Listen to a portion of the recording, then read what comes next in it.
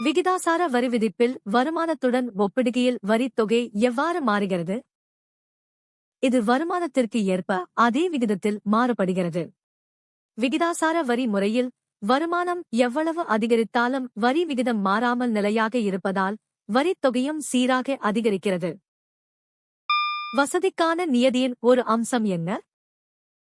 Adam ஸ்மித்தின் வசதிக்கான நியதிப்படி, வரி செலுத்துவோர் எப்போது வரி செலுத்த வசதியாக இருக்குமோ அந்த நேரத்தில் வரி வசூலிக்கப்பட வேண்டும். உதாரணமாக, விவசாயிகள் அறுவடை முடிந்து கையில் பணம் வைத்திருக்கும் போது நிலவரி வசூலிக்கப்படுவது இந்த நியதிக்கு உட்பட்டது. புதிய அலகுகளை அமைப்பதற்காக டிக் எந்த வகையான நிதி உதவியை வழங்குகிறது? தமிழ்நாடு தொழில் முதலீட்டுக் கழகம் டிக் புதிய தொழில் அலகுகளை தொடங்க குறைந்த வட்டி விகிதத்தில் நீண்ட கால கடன்களை வழங்குகிறது. இது குறு, சிறு மற்றும் நடுத்தர தொழில்களின் வளர்ச்சியை ஊக்குவிக்க உதவுகிறது. 1980களில் வளரும் நாடுகளில் உள்ள கொள்கை வகுப்பாளர்களை சிறு நிறுவனங்களை தீவிரமாக ஊக்குவிக்க வழிவகுத்தது எது? 1980களில் இத்தாலியில் சிறு தொழில்கள் இண்டஸ்ட்ரியல் டிஸ்ட்ரிக்ட்ஸ் அடைந்த பொருளாதார வெற்றி வளரும் நாடுகளை சிறு நிறுவனங்களை ஊக்குவிக்கத் தூண்டியது. இது வேலைவாய்ப்பை உருவாக்குவதிலும் நெகிழ்வான உற்பத்தியிலும் சிறு நிறுவனங்களின் முக்கியத்துவத்தை உணர்த்தியது. இன் முதன்மை நோக்கம் என்ன? தமிழ்நாடு தொழில் முதலீட்டுக் கழகம் டிக் புதிய மற்றும் ஏற்கனவே உள்ள தொழில்களுக்கு குறைந்த வட்டி விகிதத்தில் நீண்ட கால கடன்களை வழங்குகிறது.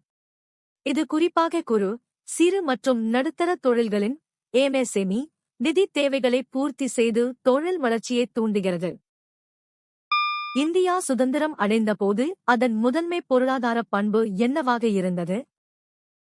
1947 இல் இந்தியா சுதந்திரம் அடைந்தபோது நாட்டின் பெரும்பான்மையான மக்கள் சுமார் 70%க்கும் மேல் வாழ்வாதாரத்திற்காக விவசாயத்தையே சார்ந்திருந்தனர்.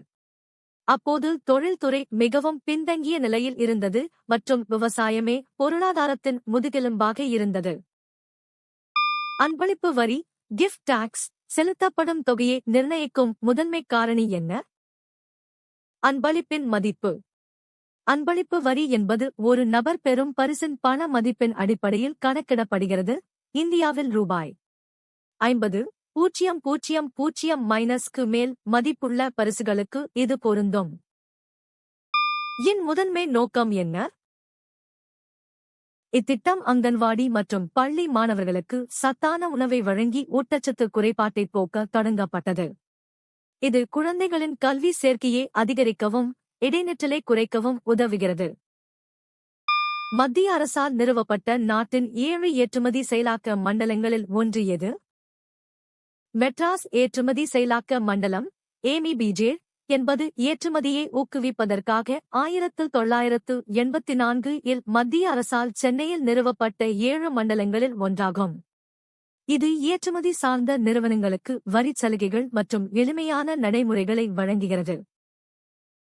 தமிழ்நாட்டில் ஜவுளித் தொழில்களுடன் ஜவுளி இயந்திரத் தொழில்கள் எங்கே காணப்படுகின்றன? கோயம்புத்தூர், திருப்பூர் மற்றும் ஈரோடு போன்ற மேற்கு மாவட்டங்கள் ஜவுளி உற்பத்தியில் முன்னணியில் இருப்பதால் அங்கு ஜவுளி இயந்திரத் தொழிற்சாலைகளும் பெருகியுள்ளன. இதனால் கோயம்புத்தூர் பகுதி எந்த உண்மை உங்களை வியக்க வைத்தது? கீழே கமெண்ட் செய்யுங்கள். தினமும் புதிய தகவல்களுக்கு சந்தா செலுத்துங்கள்.